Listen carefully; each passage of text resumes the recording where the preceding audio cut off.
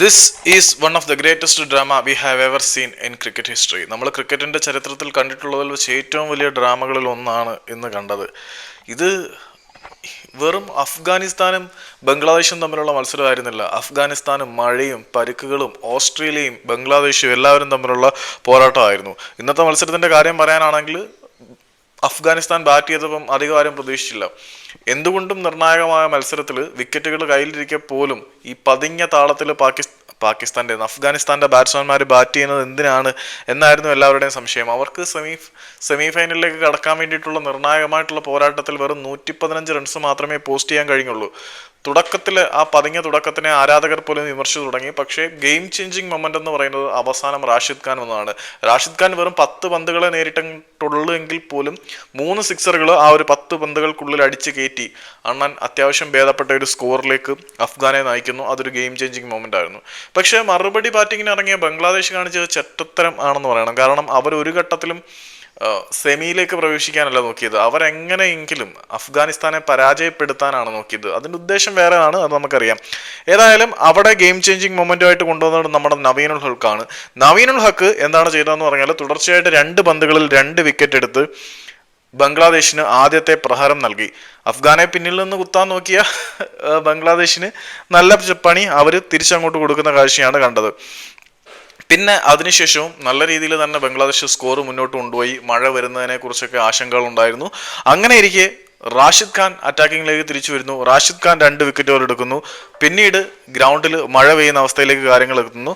അപ്പം അഫ്ഗാനിസ്ഥാൻ ഡെക്കോർത്ത് ലൂയിസ് പ്രകാരം വിജയിക്കുന്ന അവസ്ഥയിലേക്ക് പോകും എന്നൊക്കെ നമ്മൾ തീരുമാനിച്ചു തുടങ്ങി. അതിനിടയിലാണ് വളരെ മനോഹരമായിട്ടുള്ള ഒരു അഭിനയ മുഹൂർത്തം നമ്മൾ കാണുന്നത്. ജോനാഥൻ ട്രൂട്ട് അവിടെ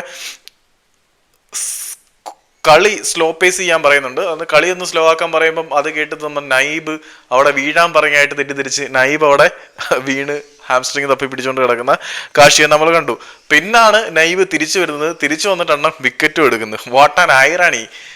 നൈബ് പരുക്ക് അഭിനയിച്ച് അവിടെ കിടന്നതാണ്. പക്ഷേ മഴയ്ക്ക് ശേഷം തിരിച്ചു വന്ന് അണ്ണൻ വിക്കറ്റ് എടുക്കുന്ന കാഴ്ചയും നമ്മൾ കണ്ടു. ഇതിനിടയിൽ അമ്പയർ സ്കൂളും കാര്യങ്ങളൊക്കെ അഫ്ഗാനിസ്ഥാനെതിരെ വരുന്ന കാഴ്ചയും നമ്മൾ കണ്ടു. പിന്നീട് ടസ്കിൻ അഹമ്മദ്, ലിട്ടൺ ദാസിന്റെ പ്രകടനത്തിനെ നമ്മൾ ഇന്ന് അപ്രീഷിയേറ്റ് ചെയ്യാതിരിക്കാൻ പറ്റില്ല. തോറ്റെങ്കിൽ പോലും ഒരു പോരാളിയാണ് ലിട്ടൺ ദാസ് എന്ന് പുള്ളി തെളിയിച്ചിട്ടുണ്ട്. പിന്നെ ടസ്കിൻ അഹമ്മദിന്റെ വിക്കറ്റ് നവീനുൽ ഹക്ക് എടുക്കുന്നു. അപ്പോഴും അഫ്ഗാനിസ്ഥാൻ ഡെക്കോർത്ത് ലൂയിസ് പ്രകാരം കുറച്ച് മുന്നിലേക്കാണ് നിൽക്കുന്നത്. അഫ്ഗാനിസ്ഥാൻ അവസാനം വിജയം സ്വന്തമാക്കുന്നതോട് കൂടിയിട്ട് ആ ഒരു വിജയം കഴിഞ്ഞിട്ടുള്ള കാര്യങ്ങളാണ് നമ്മളുടെ ടോപ്പിക്കിലെ മെയിൻ കണ്ടന്റായിട്ട് വരുന്നത്. അതിനുശേഷം വേൾഡ് കപ്പ് ചരിത്രത്തിൽ ആദ്യമായിട്ട് അഫ്ഗാനിസ്ഥാൻ സെമി ഫൈനലിലേക്ക് കടക്കുന്ന കാഴ്ചയാണ് കണ്ടത്. അവിടെ മുതൽ അങ്ങോട്ട് അഫ്ഗാനിസ്ഥാന്റെ ആഘോഷം തുടങ്ങുന്ന കാഴ്ചയാണ് നമ്മൾ കണ്ടത്. നവീനുൽ ഹക്ക് ഇന്നത്തെ പുലർച്ചയിൽ ഹീറോ ആണെന്ന് പറയാം.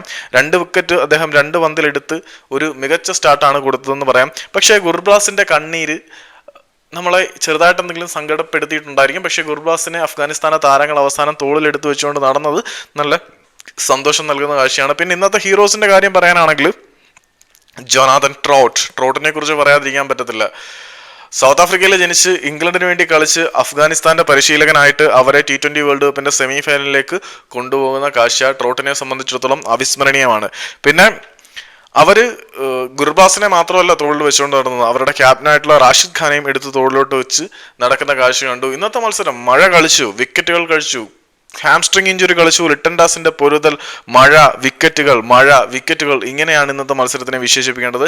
ഏതായാലും 2 രാജ്യത്തിന്റെ ഹീറോസ്, ഇംഗ്ലീഷ് ഹീറോ ആയിട്ടുള്ള ട്രോട്ടും പിന്നെ വിൻഡീസിന്റെ ഹീറോ ആയിട്ടുള്ള ബ്രാവോയും അവരുടെ ടീമിനെ, അതായത് അവരിപ്പോൾ പരിശീലിപ്പിച്ചുകൊണ്ടിരിക്കുന്ന അഫ്ഗാനിസ്ഥാനെ വേറെ ലെവൽ ടീമാക്കി മാറ്റി. ഏതായാലും അഫ്ഗാനിസ്ഥാനെ സംബന്ധിച്ചിടത്തോളം ഏറ്റവും കൂടുതൽ സന്തോഷം നൽകുന്ന ദിവസങ്ങളിൽ ഒന്നായിരിക്കും ഇത്. അഫ്ഗാനിസ്ഥാനിലെ തെരുവുകൾ ആഘോഷങ്ങൾക്ക് തുടക്കം കുറിച്ചു കഴിഞ്ഞു. ഇതിനിടയിൽ റാഷിദ് ഖാൻ ലാറയ്ക്ക് നന്ദി പറയുന്നുണ്ടായിരുന്നു. കാരണം ഈ ഒരു വേൾഡ് കപ്പ് തുടങ്ങുന്ന സമയത്ത് ഞങ്ങൾ സെമിയിലേക്ക് വരും എന്ന് ആകെ പറഞ്ഞിട്ടുള്ള ഒരേ ഒരു വ്യക്തി ലാറയാണ്. ഞാൻ ലാറയോട് പറഞ്ഞിട്ടുണ്ടായിരുന്നു ഞങ്ങൾ ഒരു ഘട്ടത്തിലും ഒരിക്കലും തോറ്റു കൊടുക്കാൻ തയ്യാറാവാത്തവരാണെന്ന്. പിന്നെ ഇന്ന് നമ്മൾ ഒരിക്കലും മറക്കാൻ കഴിയാത്ത എക്സെപ്ഷണൽ നെയിമുകളിൽ ഒന്നാണ് നബിയുടേത്. കാരണം അഫ്ഗാനിസ്ഥാൻ ക്രിക്കറ്റിന്റെ എല്ലാ ഉയർച്ച താഴ്ചകളിലും നബി അവിടെ ഉണ്ടായിരുന്നു. 15 വർഷമായിട്ട് അദ്ദേഹം അഫ്ഗാൻ ക്രിക്കറ്റിന്റെ മുഖമാണ്. 2009 മുതൽ കളിക്കാൻ തുടങ്ങിയതാണ്. അദ്ദേഹം 45 ഡിഫറെന്റ് ടീമുകൾക്ക്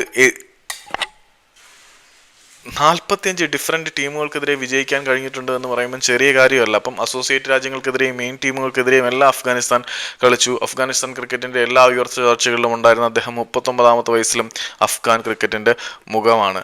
നിലവിൽ ഏഷ്യയിലെ സെക്കൻഡ് ബെസ്റ്റ് ടീം അഫ്ഗാനിസ്ഥാൻ ആണെന്ന് പറയാമെങ്കിൽ പോലും അവരുടെ പോരാട്ട വീര്യം കൊണ്ട് അവർ ഏഷ്യയിലെ നമ്പർ 1 ആണ് എന്ന് തന്നെ പറയാം. അഫ്ഗാനിസ്ഥാനിലെ തെരുവുകളിൽ ഇന്ന് ഉറക്കമില്ല, ആഘോഷം